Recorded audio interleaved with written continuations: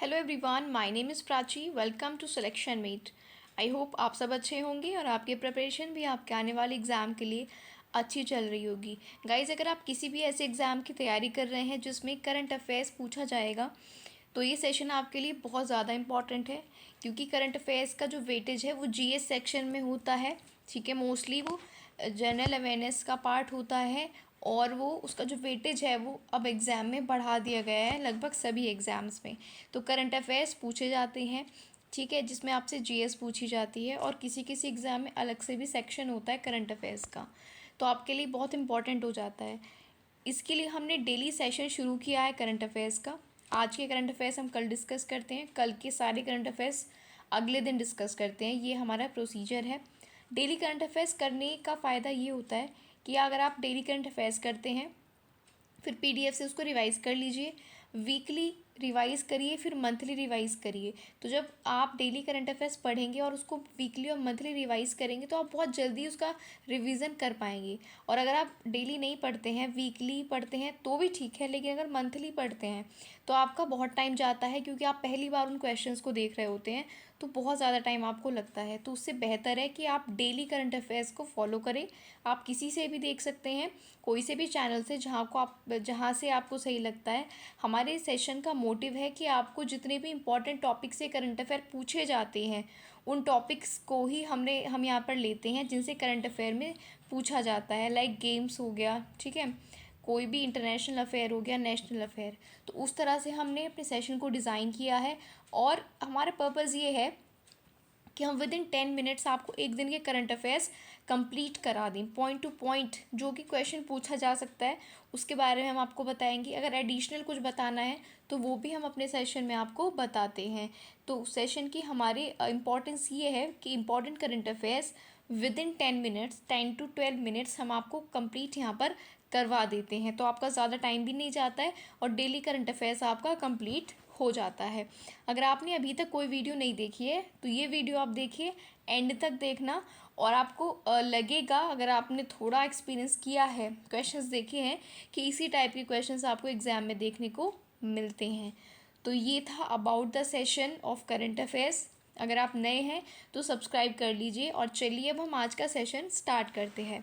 हमारे current affair session का नाम है OSS, that means one stop solution. इसका मतलब है कि कई सारे एग्ज़ाम्स को ये कवर करता है।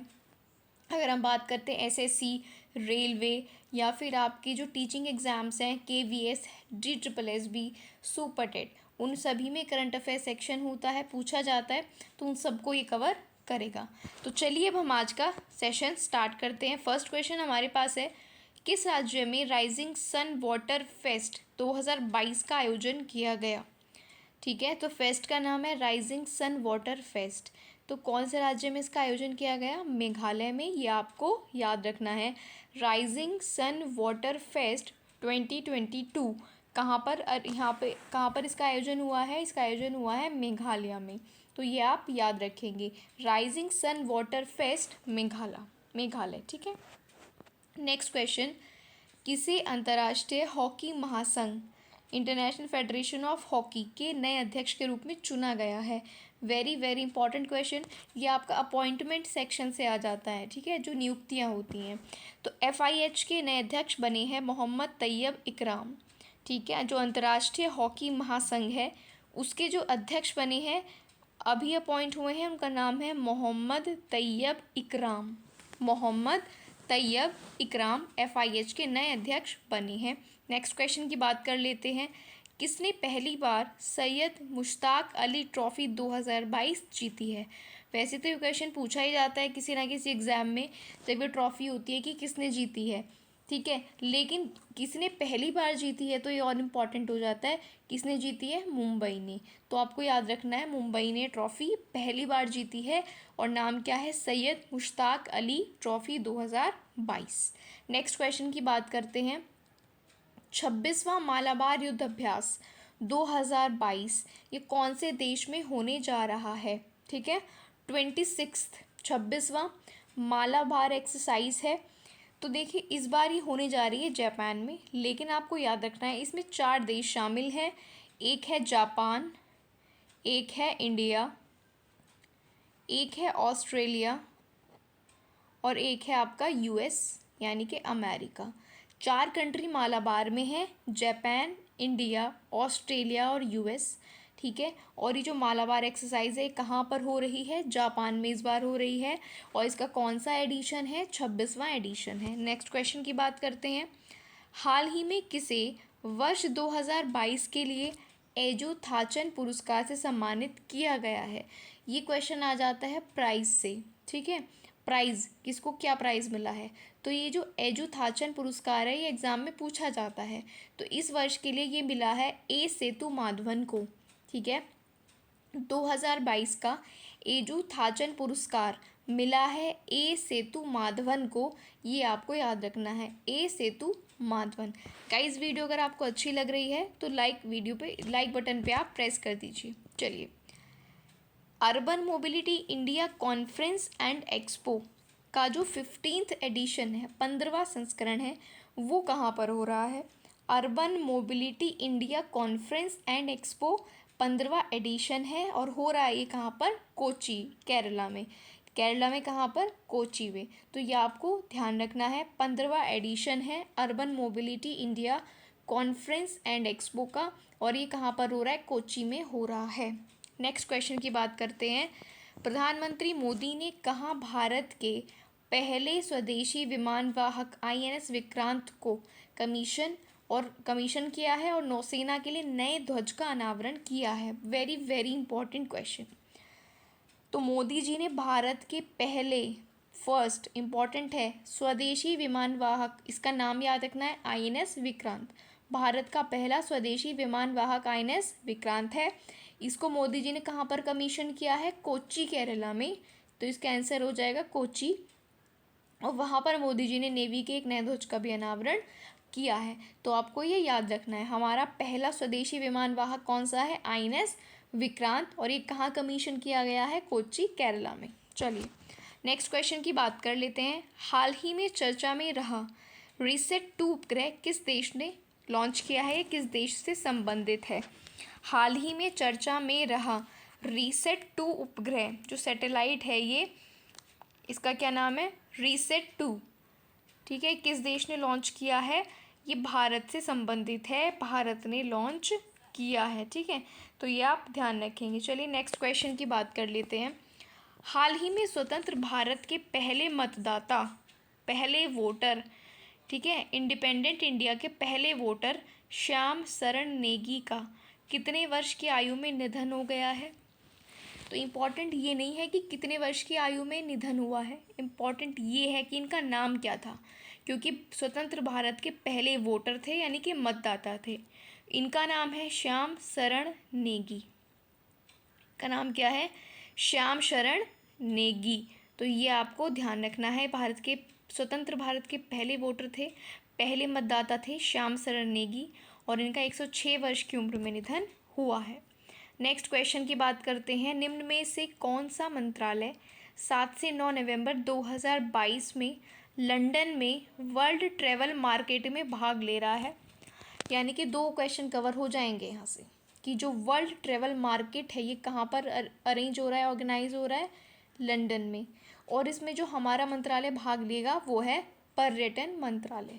ठीक है, जो टूरिज्म मिनिस्ट्री है हमारी, ठीक है, वो इसमें पार्टिसिपेट करेगी। तो लंदन में 2022 में वर्ल्ड ट्रैवल मार्केट आयोजित होगा और इसमें भाग लेगा पर्यटन मंत्रालय। चलिए नेक्स्ट क्वेश्चन की बात करते हैं। हाल ही में आयोजित होने वाले प्रवासी भारतीय दिवस सम्मेलन में मुख्य अतिथि के रूप में डॉक्टर मोहम्मद इरफान अली को चुना गया है। ये किस देश के राष्ट्रपति हैं? तो हाल ही में आयोजित होने वाला है प्रवासी भारतीय दिवस सम्मेलन। क्या आयोजित हो रहा है? प्रवासी भारतीय दिवस सम्मेलन। इसमें चीफ गेस्ट हैं डॉक्टर मोहम्मद इरफान अली। ठीक है गाइस, तो प्रवासी भारतीय दिवस सम्मेलन में चीफ गेस्ट कौन होंगे? डॉक्टर मोहम्मद इरफान अली। और ये किस देश के राष्ट्रपति हैं? गोयाना के। किस देश के राष्ट्रपति हैं? गोयाना के राष्ट्रपति हैं। तो ये आपको याद रखना है, 2-3 पॉइंट हैं इसमें, वो याद रखने हैं आपको। नेक्स्ट क्वेश्चन है, राष्ट्रीय कैंसर जागरूकता दिवस ये कब मनाया जाता है? राष्ट्रीय कैंसर जागरूकता दिवस ये कब मनाया जाता है? तो ये 7 नवंबर को। ठीक है, आपको याद रखना है, राष्ट्रीय कैंसर जागरूकता दिवस हर वर्ष 7 नवंबर को, ठीक है, मनाया जाता है। ये आपको याद रखना है। आई होप यहाँ तक क्वेश्चंस आपको सारे क्लियर होंगे और समझ आ रहे होंगे। नेक्स्ट क्वेश्चन की बात करते हैं। हाल ही में स्विट्ज़रलैंड में अब तक दुनिया की सबसे लंबी ट्रेन चलाई गई। ये हमने अपने कल या परसों की वीडियो में डिस्कस किया है कि दुनिया की सबसे लंबी ट्रेन कहाँ पर चलाई गई? स्विट्ज़रलैंड में। अब पूछा है कि इसमें कुल कितने कोच हैं, कितने नंबर ऑफ़ कोचेज़ हैं इस ट्रेन में, जो कि स्विट्ज़रलैंड में चलाई गई है और दुनिया की सबसे लंबी ट्रेन है। तो हमें इसके बारे में पता होना चाहिए कि स्विट्ज़रलैंड में चलाई गई है और इसमें कितने कोचेज़ हैं। तो इसमें 100 कोचेज़ हैं, ये आपको याद रखना है। कितने कोच हैं इसमें? 100 कोच हैं, ये आपको याद रखना है। चलिए नेक्स्ट क्वेश्चन की बात कर लेते हैं। मिस्र यानी कि इजिप्ट में आयोजित कोप 27 का सबसे बड़ा मुद्दा क्या रहा? मुद्दा होता है ना, एक टॉपिक होता है। हमें पता है कोप 27 कहाँ पर हो रहा है? मिस्र यानी कि इजिप्ट में, ये याद रखना है आपको। और इसका जो मुद्दा रहा है वो है विकसित देशों और गरीब देशों के बीच का अंतर जो है वो इसका क्या है? विषय है, इसका टॉपिक है। ये आपको याद रखना है, विकसित देशों और गरीब देशों के बीच के जो अंतर है, डिफरेंसेस हैं। ठीक है, नेक्स्ट क्वेश्चन। भारत के किस राज्य में चेस इन स्कूल शुरू किया जाएगा? क्या शुरू किया जाएगा? Chess in school. तो ये शुरू किया जाएगा राजस्थान राज्य में। ठीक है, कौन से स्टेट में? राजस्थान में चेस इन स्कूल शुरू किया जाएगा, ये आपको याद रखना है। नेक्स्ट क्वेश्चन की बात करते हैं। किस देश में प्रधानमंत्री मोदी की उपलब्धियों और विरासत पर लिखी गई 2 पुस्तकों का विमोचन हुआ है? मोदी जी की जो उपलब्धियां हैं और विरासत है, उस पर 2 पुस्तकों का विमोचन किया गया है। कौन से देश में? तो दुबई में, ये आपको याद रखना है। कहाँ पर किया गया है? दुबई में। मोदी जी से रिलेटेड है तो इम्पॉर्टेंट है, दुबई में विमोचन किया गया है। नेक्स्ट क्वेश्चन की बात कर लेते हैं। किस राज्य ने हाल ही में सर्वश्रेष्ठ सार्वजनिक परिवहन सेवाओं के लिए केंद्र सरकार का पुरस्कार जीता है?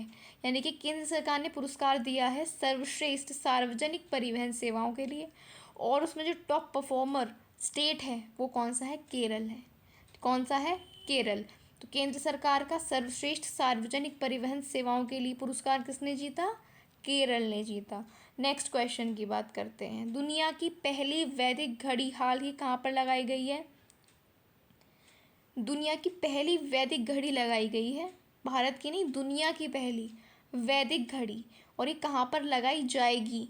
ये उज्जैन में लगाई जाएगी। और उज्जैन कहाँ पर है? मध्य प्रदेश में।